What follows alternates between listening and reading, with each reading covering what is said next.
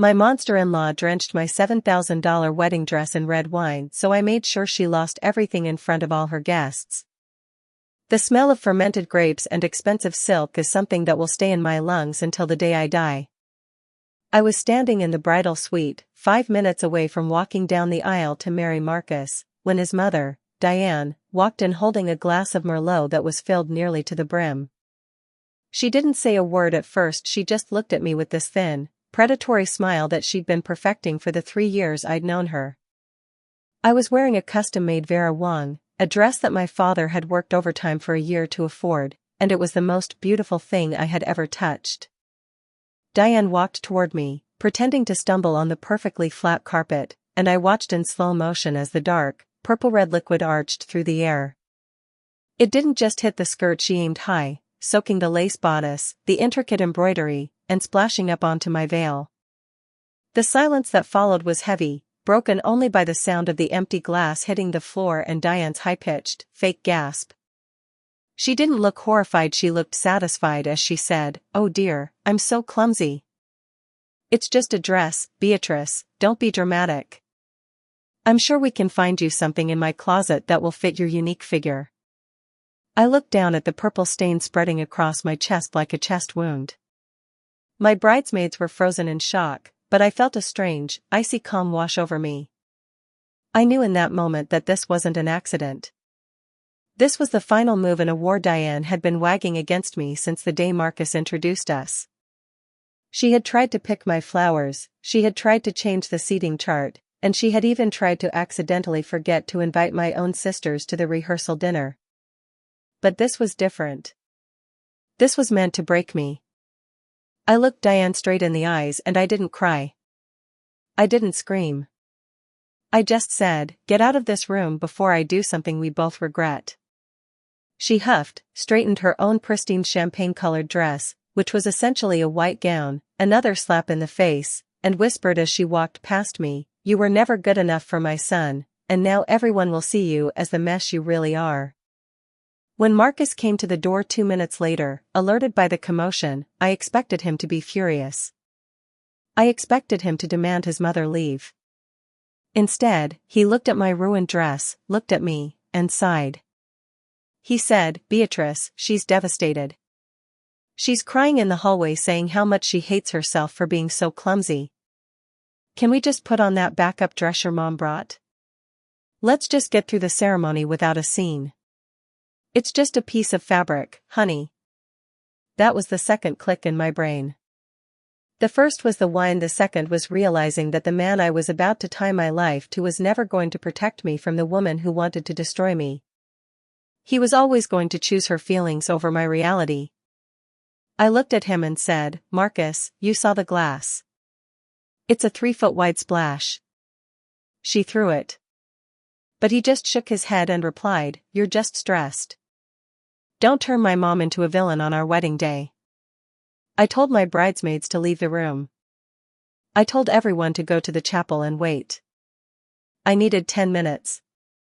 While they were gone, I didn't put on the backup dress. I didn't try to scrub the stain. I walked over to my vanity and grabbed my phone. You see, I had been documenting Diane's accidents for months, mostly just to prove to myself that I wasn't crazy. I had screenshots of her texts where she told me she would make sure this wedding never happened. I had a recording of her telling me that she had a special surprise planned for the dress. But I had one more thing. My sister, who is a bit of a tech genius, had set up a small hidden camera in the bridal suite earlier that morning because she didn't trust Diane as far as she could throw her. I pulled up the app, synced the footage, and there it was. Crystal clear.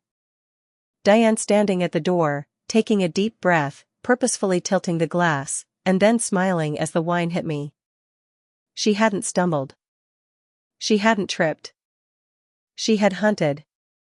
I didn't cancel the wedding. Not yet. I walked out of that room in my stained, ruined, purple-streaked dress.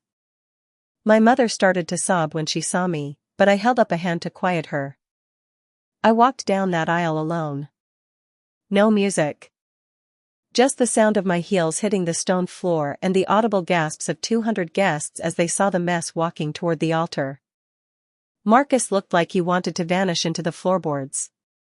Diane, sitting in the front row, actually had the audacity to wipe a fake tear from her eye, looking at the guests with a poor expression. When I reached the altar, the priest looked confused, but I didn't wait for him to start. I turned around to face the audience.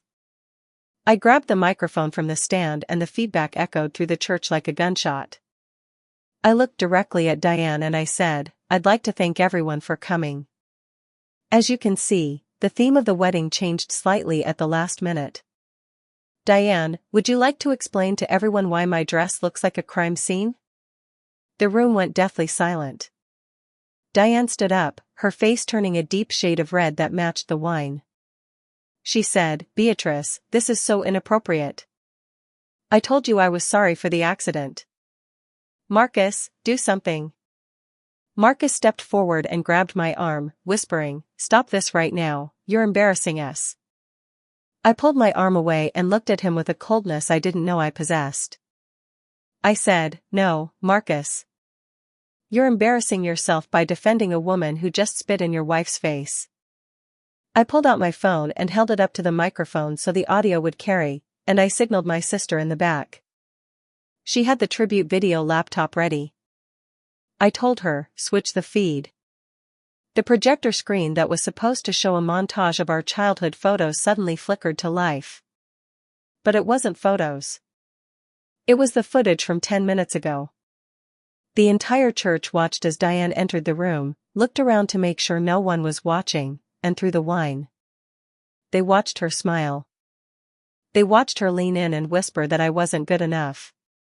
The gasps this time were different. They were sharp, angry, and filled with disgust. Diane's own sisters looked at her with horror. Marcus's father, a quiet man who had always stayed out of the drama, stood up and walked out of the church without looking back. I looked at Marcus and I said, "I was going to give you my life.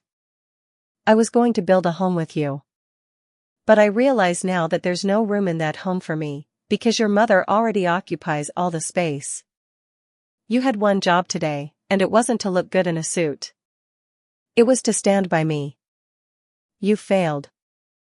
I took off the engagement ring, the diamond that I used to think represented our future, and I dropped it into the wine stain on my bodice. It didn't sparkle, it just sat there in the purple muck. I told him, "You can have this back. Give it to your mom. I'm sure she'll find a way to wear it that makes her feel like the center of attention." I walked back down the aisle. My bridesmaids followed me in a silent, loyal line. As I passed Diane, she tried to grab my dress, screaming that I was a spiteful bitch and that I had ruined her reputation. I just looked at her and said, "I didn't ruin your reputation, Diane. I just stopped helping you hide who you really are." I walked out the front doors, into the bright sunlight, and I felt lighter than I had in years. I didn't go to the reception. I went to a dive bar 3 blocks away with my sisters. I sat there in my $7,000 ruined Vera Wang, ordered a bottle of the cheapest champagne they had, and we toasted to the shortest marriage in history. The fallout was epic. Marcus tried to call me 50 times that night. He sent me essays about how he was caught in the middle and how he didn't know his mom was capable of that. I didn't reply. I blocked him on everything. His father actually called me the next day to apologize and told me he was filing for divorce from Diane as well, saying that my display at the church was the wake-up call he had needed for 20 years.